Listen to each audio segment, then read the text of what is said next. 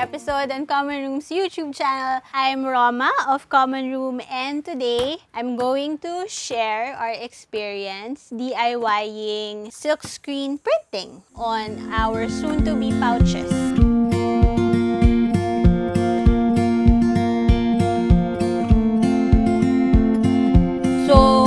Bakit kami magsi-silkscreen printing? Because we have a big project coming up since nag-ECQ round 2 nga, most of our staff are on skeletal work schedule. So we wanted sana to give the project to them. In the project, we need to create a couple of pouches for a collection. So instead of contracting a supplier to do the pouches for us, we decided, sige, turuan na lang natin sila ate to do silkscreen.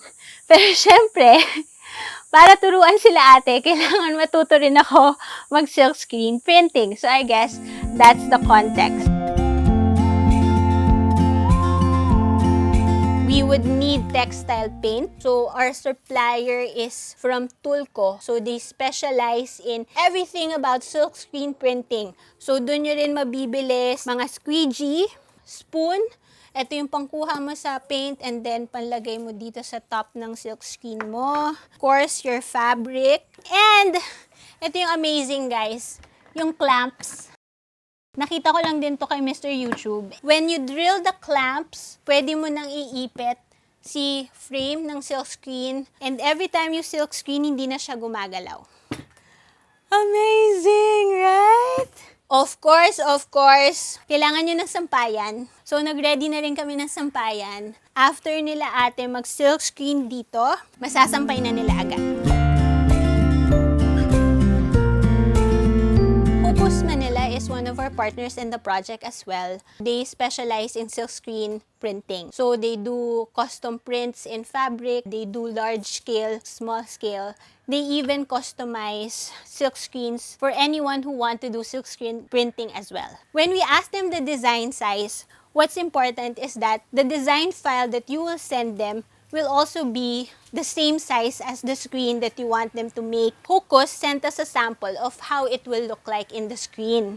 Pero, ang nangyari dun sa initial na sinend nila Hocus sa amin ng design, yung design file size namin was only for half of the screen. We asked our partner from the project as well, which is Life After Breakfast, to create the design that's specifically the same size as the screen.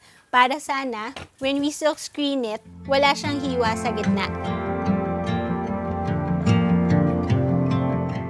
Hello!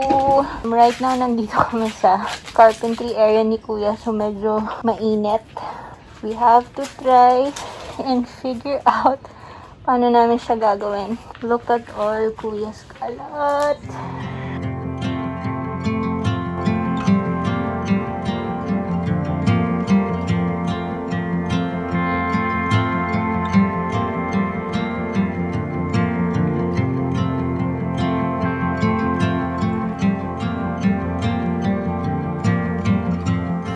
Aayusin namin to kasi mukha namang stable siya. Medyo makalat lang.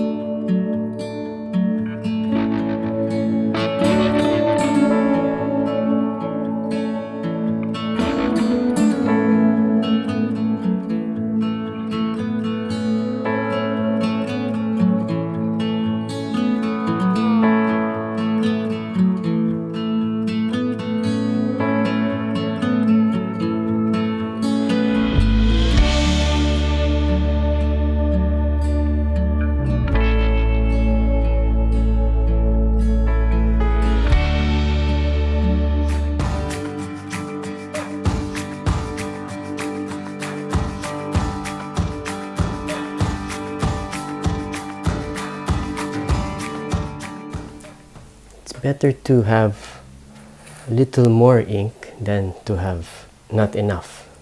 Okay?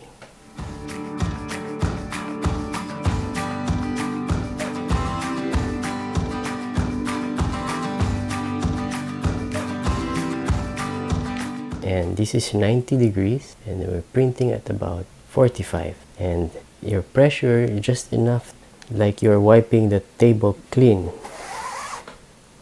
One stroke. Now here's another print stroke, but this is called a push stroke. The ink is in front of the squeegee at same angle. Now I push.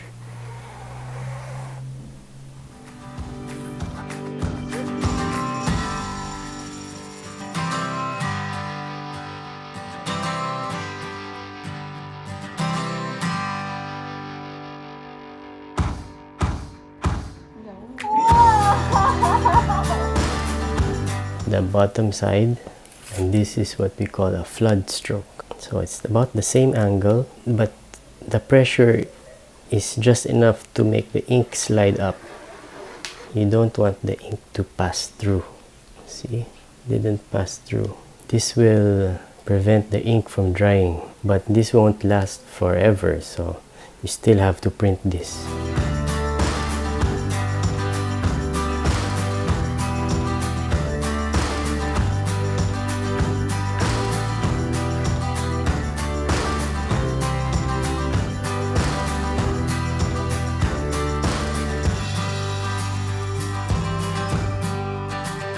Clean, you have a plastic card. Pick up as much ink as you can.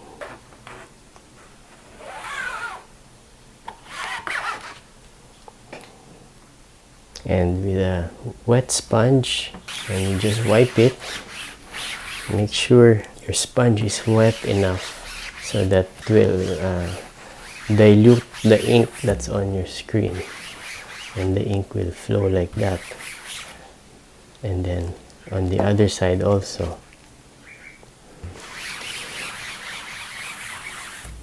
While it's wet, you want to get a basahan and dry it. So this is a rag, cotton rag. You wet it again with water. Dry again.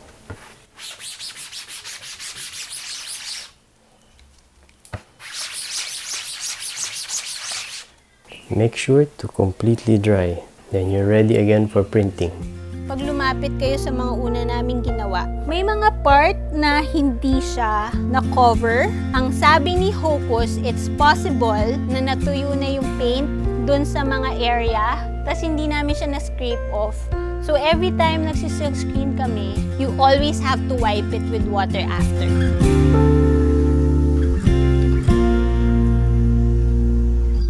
There guys, hopefully may natutunan kayo sa mga pagkakamali namin sa silkscreen printing. Again, thank you so much to our partners from Hocus Manila for this DIY challenge. I'm sure our staff is very appreciative na pwede na nilang gawin to, and of course, added skill to for them, diba? So I guess that's the importance of learning a skill, diba? Like, it opens up a lot of possibilities of things you can still do in the future.